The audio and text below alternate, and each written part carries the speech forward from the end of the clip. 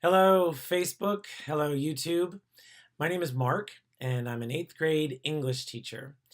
I wanted to make this video because Bernie Sanders, as you've probably heard, has announced that he is running for president, and I felt compelled to share why I believe that Bernie is not only far and away the best candidate to wallop Trump in the 2020 election, but more than that, I believe that his policies and positions are far and away the best strategies to take America into the 21st century.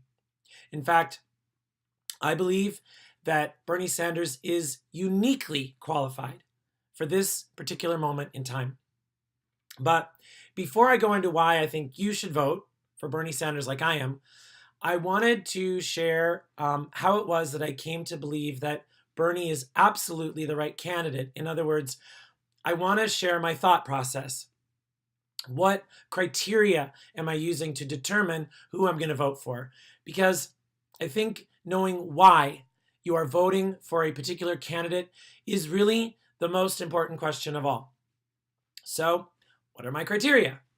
Well, obviously, that would have to be, as I mentioned, the candidate that most closely supports the same policies and positions that I do. Now, that might seem really rudimentary, but so often when I am discussing politics, which I like to do, and I'm told about a candidate somebody really likes, my first question always is, oh, well, what policies and positions do they stand for that appeal to you? And shockingly, more often than not, I get blank stares, and then usually something about, I just really like them, or well, they know how to get things done. I think that this is really dangerous thinking, because whether we realize it or not, whenever you vote for a candidate, what you are voting for is an agenda, whether that candidate has made that clear or not. No candidate runs for office without there being something very specific that either they or someone else wants them to do. And when you vote someone into office, your vote is giving them a mandate, is giving them your approval to act on that very specific agenda. And here's where it starts to get tricky. So often, I think, everyone knows this, right? What a candidate is really going to do once in office is not clear. In fact, a candidate who does not really have your best interests or the best interests of the general public at heart is going to work overtime to keep their true agenda hidden. They're going to work overtime to keep their public statements vague enough to allow you to think that they're going to act in your best interest, to allow you to project onto them whatever it is that you want to see. So this makes it doubly important to first know exactly what you want and exactly what that candidate wants.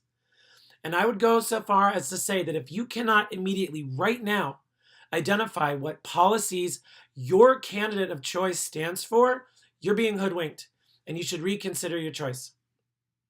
So let's go back to my first question. What do I want? Well, I think a better question is, what should I want? And I have to say that when it comes to public policy, I believe that I must want what does the greatest good for the greatest number of people. Pretty simple. Even a policy that would not affect me personally, if it would uplift a majority of those around me, I have to support it, because ultimately that is what is best for me. I want to live in a world where my friends, my family, my acquaintances, people out on the street are all as happy as possible, are all finding that as much as humanly possible, their basic needs are being met. So if I accept that criteria as most logical, well, what policies then do I need to support? What policies do the greatest amount of good for the greatest amount of people? Well, I think the first one is a no-brainer, the Green New Deal. The same scientists that are telling us that global warming is a man-made phenomenon are the same people that are now saying we have a 10 to 12 year window in which to take definitive, aggressive, and comprehensive action to stop global warming through the burning of fossil fuels. Failure to do so, they're telling us, will result in catastrophic climate collapse with things like the extinction of all insects, our oceans, and even the end of the human species actually being on the table. All right, now that is a horrific thought. But there's one thing you can be certain of. As appalling as those kinds of things might be to consider, living through it is going to be far, far worse, more than we can imagine. For myself, and more importantly, for the millions of children who are going to be alive as adults when the worst of this stuff is going to happen, I cannot support a candidate who does not wholeheartedly support the Green New Deal. In fact, this issue is so critical. It's not good enough to say that they have signed on to the Green New Deal. I want to see a history of fighting for climate justice, because we cannot afford a president who gets into office, sees how much resistance there is to passing this, and then backpedals into some watered down, neutered version that does little to no good. There is no time left. This issue alone is a pass or fail. I need to be absolutely convinced of a candidate's commitment to ending fossil fuels and transforming the United States into a green energy nation, which in turn can allow us to lead the world in combating climate change. Failure to demonstrate this is an automatic no. Okay, number 2, Medicare for all. There is absolutely no reason not to support this legislation. Only Medicare for all will guarantee 100% coverage for all Americans. There are currently 28 million people with no health care, and that's under Obamacare. Because any system that includes out-of-pocket expenses at the point of service is going to leave people behind who simply cannot afford it. It's unacceptable. Also, only Medicare for all will guarantee that those with health care never go bankrupt due to out-of-control medical bills caused by catastrophic illnesses. All those people that are singing the praises of our market-based insurance system never bring up that even people with insurance are on the brink of financial ruin. 2/3 of all personal bankruptcies are due to medical expenses. I have great insurance, but I could lose my house tomorrow if I were to get really, really sick. Finally, Medicare for all is less expensive than our current system. It's going to save us money. Study after study has shown that we will save upwards of $2 trillion over a 10-year period. We spend more on our healthcare right now than any other nation in the world, and we get worse results. Okay, again, there is no reason not to support this. And yet, in the face of mountains of evidence that Medicare for all is a fantastic solution to so many problems, despite the fact that 70% of Americans are in favor of it, it is a testament to just how corrupt both the Democrats and Republicans are that work day in and out to stop Medicare for all from happening. Because there is actually one reason why you wouldn't support it: your donors, the insurance and pharmaceutical industries who give people money. And for this reason, any candidate who wants my vote must absolutely stand for Medicare for all. And just like the Green New Deal, this issue is so critical, it's not good enough to say they've signed on to Medicare for all. I want to see a history of fighting for it. I also do not want to see a candidate open to other alternatives. That is mealy-mouthed political talk that should be taken as a confession that they are totally willing to compromise and keep insurance companies in the mix, those predatory corporations who profit off of denying coverage. Medicare for all is a pass or fail. All right, number 3, universal college. Just like universal high school became mandatory for a competitive workforce at the turn of the century, college or some kind of trade school is now a necessity and should be publicly funded. It is outrageous that we make college degrees a requirement to get a great job, yet those who graduate do so laden with 6-figure debt. I want to live in a world where anyone can pursue higher education or a trade without having to worry if they or their family can afford it. Plus, nothing will shrink the opportunity gap than universal health care paired with universal college. Pursuing an education should never depend on your social class, your ethnicity, or the size of your bank account. In addition, the benefits of a tuition-free higher education will ripple out across our society. We cannot compete in a global environment without the most educated population possible. Universal college is a must-have. Okay, now, my last requirement. And actually, I should have put this one first, because without it, none of the previous things I've talked about can happen. And that is an absolute refusal to accept corporate cash. And on this point, there can be no equivocating.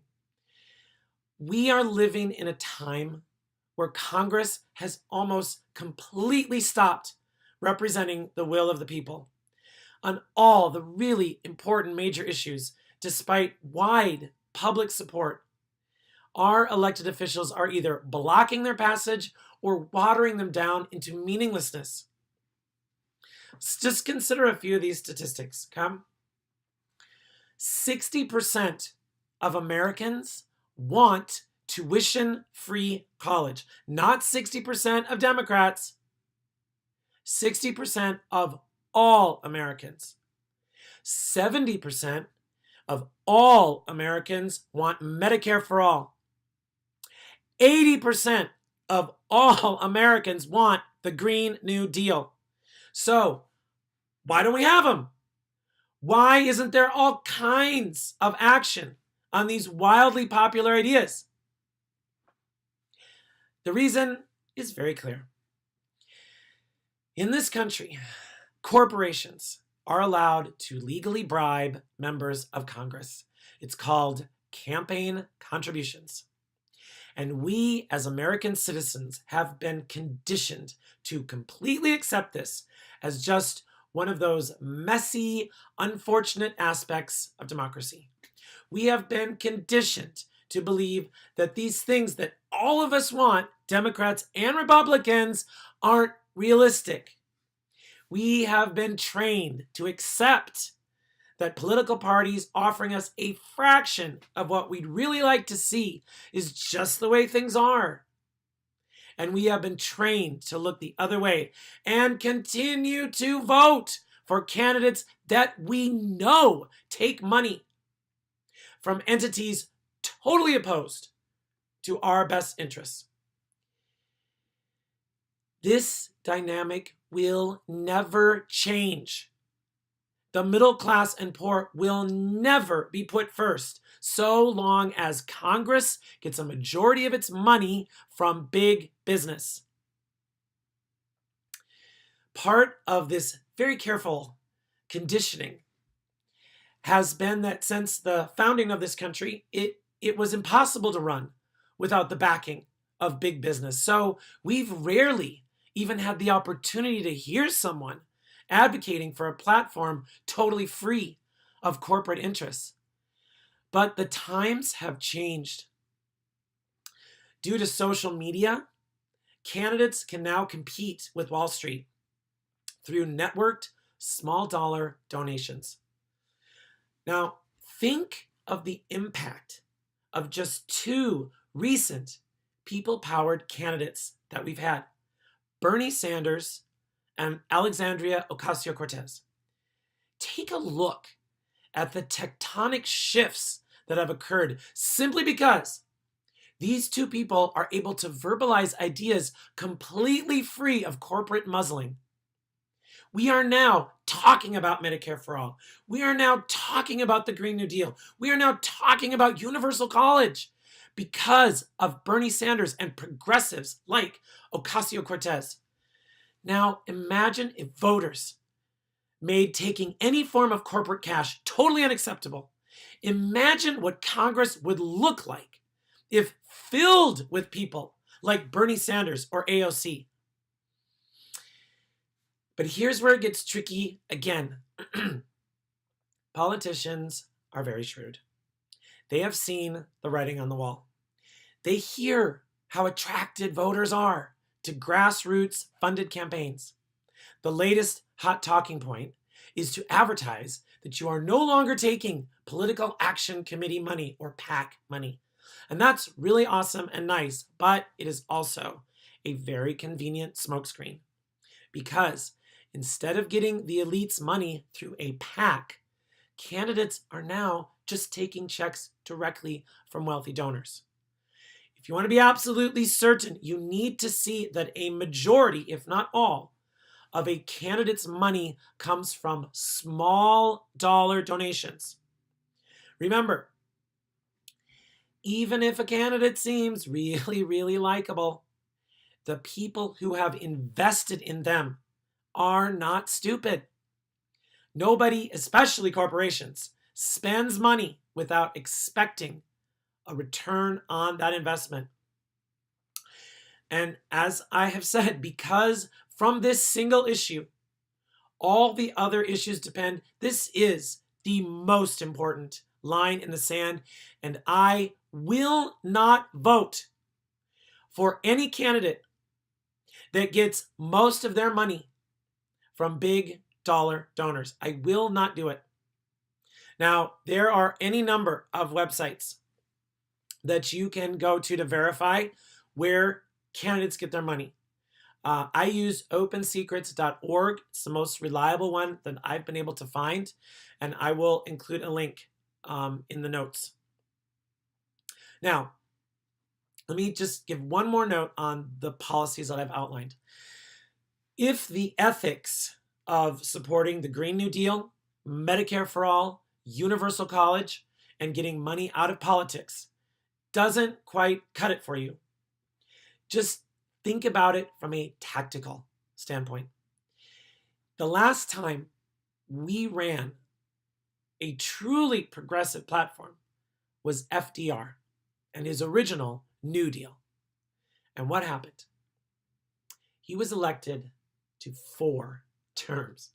They had to pass a law to stop him from getting reelected.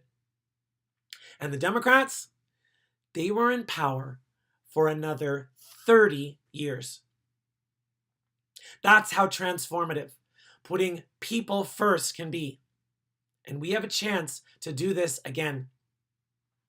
The Democratic Party has a chance to reclaim that kind of explosive popularity with the public. But that's only going to happen if we can get someone like FDR who has the same passion, the same commitment, and the freedom from corporate cash to push it through. All right, so now that we've gone over the policies that are super important, let's take a look at who we have to work with and see if we can't narrow down our list of candidates a bit. And here's where figuring out where you stand first makes this process super easy. On the very most important top issue of rejecting Wall Street and corporate cash, we can eliminate everyone except for Elizabeth Warren, Bernie Sanders, and Andrew Yang. That's it. All the other candidates get a majority of their funding from big dollar donors. That's Tulsi Gabbard, Kamala Harris, Cory Booker, Kirsten Gillibrand, Amy Klobuchar, Joe Biden, Beto O'Rourke. All of them get a majority of their money from large donors.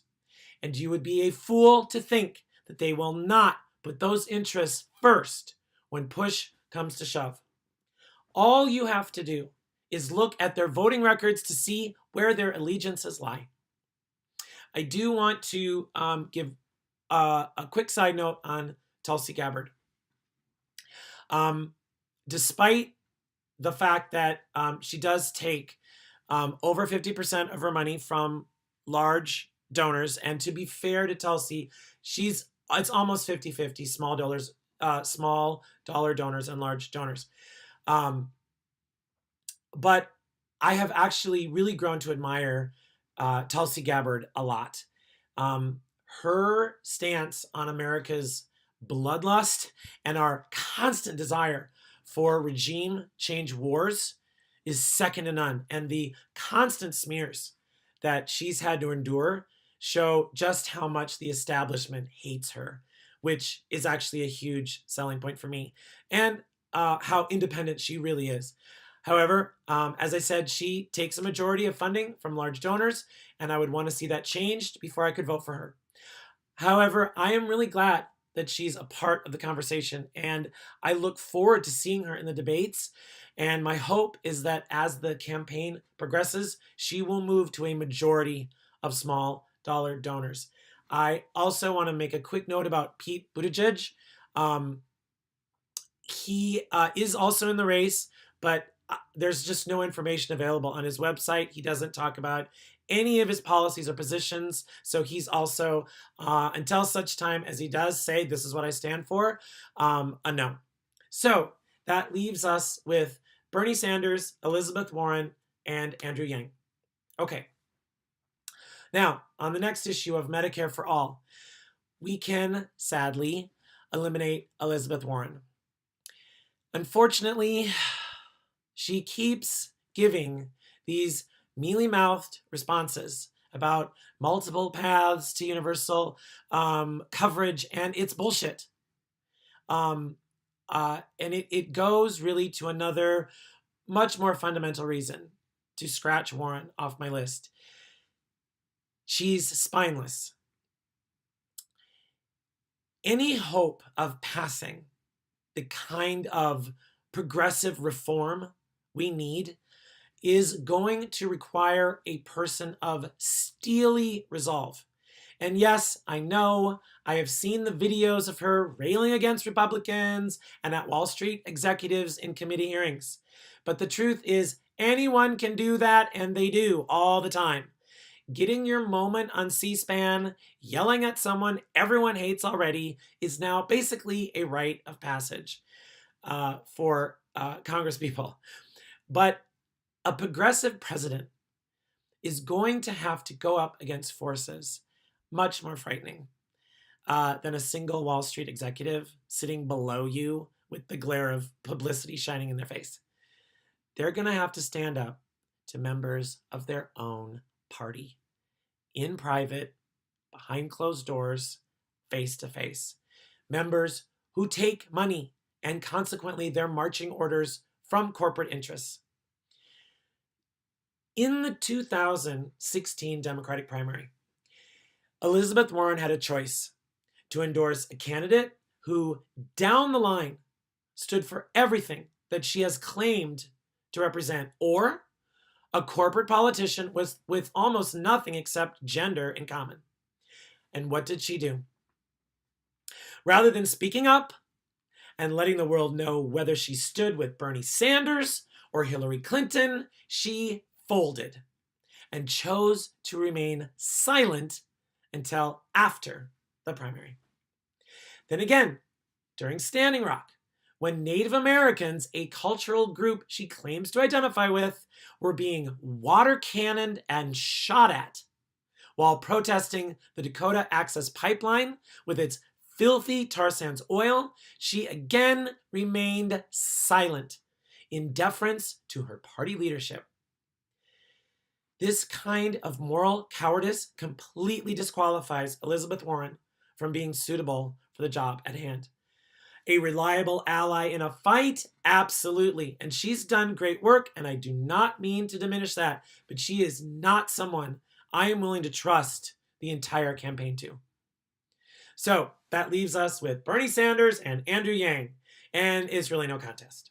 Yang has a lot to recommend, but he's simply too new, too unknown. I think he's a little too over-focused on his universal basic income idea, and I also really don't like some of the saber rattling and things that he said about Russiagate. The fact of the matter, though, is that neither he nor any of the candidates can hold a candle to the name recognition and, most importantly, to the grassroots infrastructure that Bernie has built. Sanders simply has an overwhelming ground game advantage. If you've never been to a Bernie rally, go and see how exciting a stadium filled with 30,000 screaming progressives can be. This is the kind of crowds Bernie can draw. And it's Bernie's ability to rally people that is the key, in addition to being right on all the issues. Because Sanders is the only candidate who speaks about how winning the White House is not the end of the road. It's just the beginning. The interests allied against progressive change are monumental, and they have almost limitless money at their disposal. Bernie understands that the only way to victory is to harness a mass grassroots movement, which he has spent the last 2 years building. He is the only one that really talks about how it will be the obligation of the voters themselves to stand up with their president, to march, and to demand Congress follow the will of the people. So there you have it. There are the policies I believe in, why I believe in those policies, and why I believe that it is really quite easy to conclude that Bernie Sanders is the man of the hour. Now, having said all this, let me state for the record that I am actually totally open to changing my mind and going with another candidate.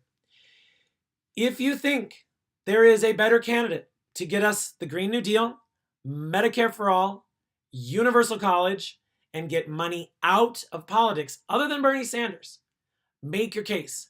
I am completely open to being wrong on either the policies that I believe in, my choice of candidate, or both. I look forward to hearing from anyone interested in discussing this with me. Regardless, please do your research. Know yourself, know what you want, and know your candidate of choice. And if what I've said seems reasonable, then go Bernie in 2020. Thank you so very much for your time and for listening, and take care.